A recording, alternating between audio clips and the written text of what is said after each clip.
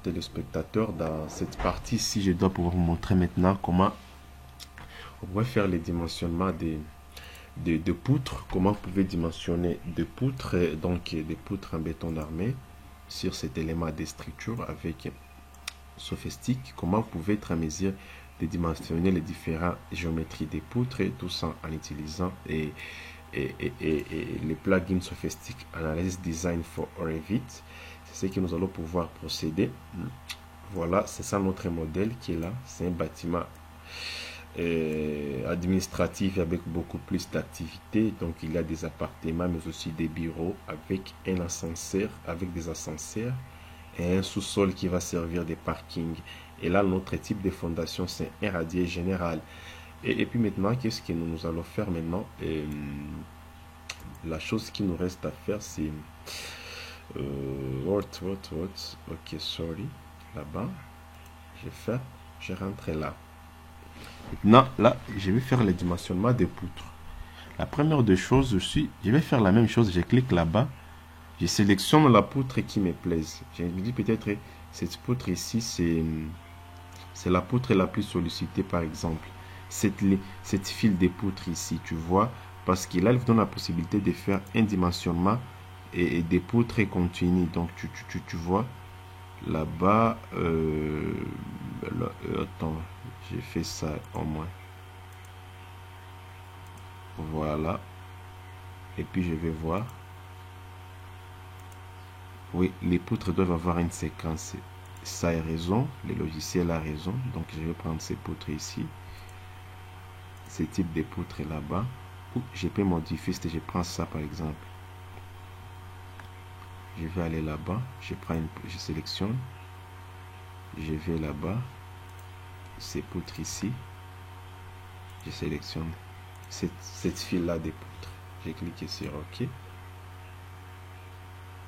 Et voilà, tu vois, nos poutres sont là-bas, avec la même géométrie, tu vois, les distances, c'est une poutre continue, et là, ça vous donne les distances des axes, et les longueurs de nos différentes poutres. Comme je vous ai dit, vous avez la possibilité de changer la géométrie si vous voulez. Vous pouvez mettre des poutres en T et ainsi de suite. Par rapport au modèle analytique, là c'est le modèle du système. Donc là le modèle analytique, tu vois, c'est ça nos poutres. Et impact de dimensionnement fixe ou articulé, ça va être comme ça le type des appuis. Les positions de dimensionnement, voilà, ils nous donnent des axes nets. Et combinaison des charges, voilà tous les types de combinaisons de charges qu'il me donne, les combinaisons rares, tout ça. Si je veux, je peux les ajouter. Si je ne veux pas, je peux les enlever. Et là-bas, vous avez la possibilité de copier cette combinaison et vous pouvez les mettre dans un autre projet. Vous pouvez créer une nouvelle combinaison. Donc, vous pouvez créer une combinaison à votre gré, propre à vous. Comme je vous ai dit, vous seulement vous mettez des charges, modéliser des charges. Le logiciel lui se charge de faire des modèles, des combinaisons automatiques. Et là-bas, les normes de calcul que nous avons utilisées, c'est HeroCode. Si nous voulons, par exemple, dans les résultats de calcul, tenir compte des flexions biaxiales, vous pouvez cocher là-bas ou vous pouvez l'été. Les dimensionnements, vous pouvez juste écréter les moments d'appui. Redistribution des moments fléchissants, par exemple, c'est très important. Le ratio de distribution, les bridge section, donc les sections nettes, et saisir l'angle des bielles de compression. Et les vérifications à l'LS, tu vois là-bas, tous ces éléments sont là-bas. Ok, ok, ok. It's amazing. Là, c'est vérification, les coefficients d'effluage, les libres de déformation, la résistance de traction du béton qui est là-bas, les crack width, donc le crack width ou et la largeur des fissures, et les types d'analyse, vérification de fissuration, bien sûr. Et puis par après, nous pouvons juste nommer ça nouveau poutre et continue. Tu vois. Et j'ai cliqué sur OK. Et là-bas, directement, ça va me donner les résultats.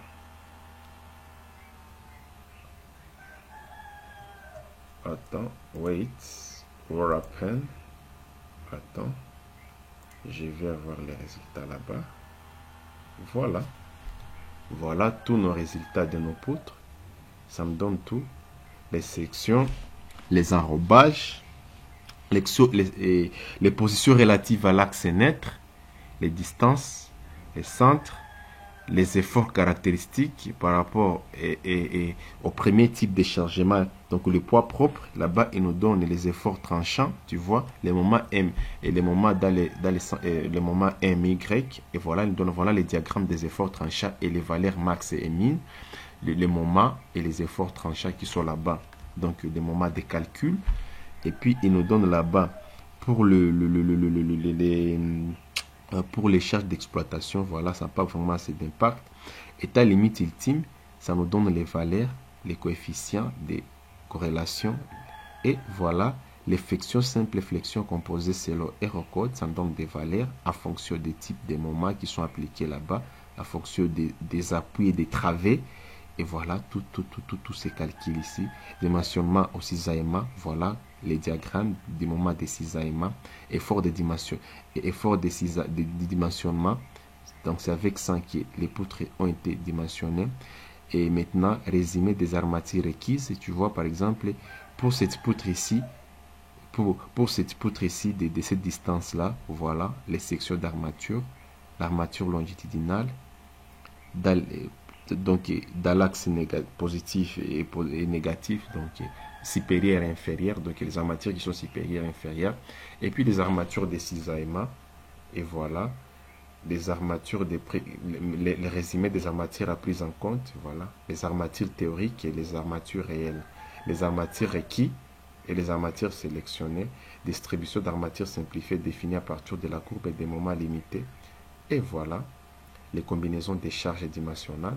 Voilà, quand on fait une combinaison des charges, voilà les valeurs des moments qui augmentent, et ainsi de suite. What we can do this, we can just export ça dans le nouveau, et ainsi de suite, ainsi de suite, ainsi de suite, et voilà.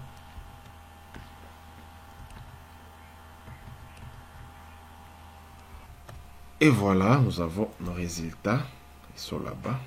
Vous pouvez les modifier et les mettre dans un rapport. Voilà. Nos poutres qui sont là-bas et leurs ferraillages qui sont là-bas. That is very good. Very, very good. Et puis par après, what we can do again, c'est cette possibilité-là maintenant d'exporter sous différents formats. Encore une fois, ça, ce sont les armatures. Par exemple, j'ai pris des armatures transversales. J'ai la possibilité aussi, encore une fois, de dimensionner nos poutres en utilisant par exemple des armatures longitudinales ou l'ensemble des armatures. Let me know. Voilà, ils doivent avoir la même séquence, c'est toujours ce qui est requise. Et là, what we can do, je dois prendre ces armatures ici. Tu vois par exemple là, j'ai pris ce qui était longitudinal et transversal, et là moi je vais prendre maintenant ce qui est longitudinal. Je vais aller là-bas, Sophistic Analysis, j'ai cliqué sur les poutres, je sélectionne les éléments. Sorry, wait, je vais là-bas, voilà, et puis j'ai cliqué sur OK, et voilà, les armatures sont là. Nouveau poutre longitudinale, poutre longitudinale, j'ai les différents éléments d'analyse, les combinaisons et ainsi de suite. J'ai cliqué sur OK, voilà, et puis par après j'ai les résultats, et voilà, tu vois, il y a des moments qui changent, effort caractéristique, tu vois là-bas, ça nous donne les centres, donc, et l'excentricité, donc voilà, les centres de gravité et nos poutres qui sont là-bas, les dimensions, les arrobages et les valeurs de dimensionnement, les matériaux, tu vois tout ça. C'est génial, imaginez tout ça d'arriver vite sans pourtant faire appel à un autre logiciel externe. Tout ça se joue dans Revit Et c'est ça l'avantage là de ces workflow BIM. Donc, one single model become a source of truth. Donc, un seul modèle qui devient une seule source de vérité d'information. Voilà l'importance de ces workflows bidirectionnels BIM qui est là-bas, que moi j'ai parlé, je vous ai expliqué, je vous ai dit ça. Donc vous voyez là, one single model Revit solution. Tu vois que c'est ça. Donc j'avais tellement raison quand j'ai expliqué ça. Tu vois, un seul modèle qui devient une source de vérité. Tout ce que je vous ai expliqué, si j'ai appliqué ça, ça c'est la méthode classique. C'est cette méthode ici que nous sommes en train d'utiliser. Ça, vous voyez, modèle architectural, il vous donne un modèle analytique, comme vous le voyez là-bas, avec un modèle structural qui est là-bas, avec un modèle analytique directement ici. Si je place une modification ici, ça s'affecte directement. Donc, le plaisir a été pour moi de vous présenter cette session pour le dimensionnement des poutres avec Revit en utilisant Sophistic Analysis and Design. Mais dans la prochaine vidéo, je dois vous montrer maintenant comment vous pouvez dimensionner le dalle. Merci beaucoup pour votre attention et à tout à l'heure.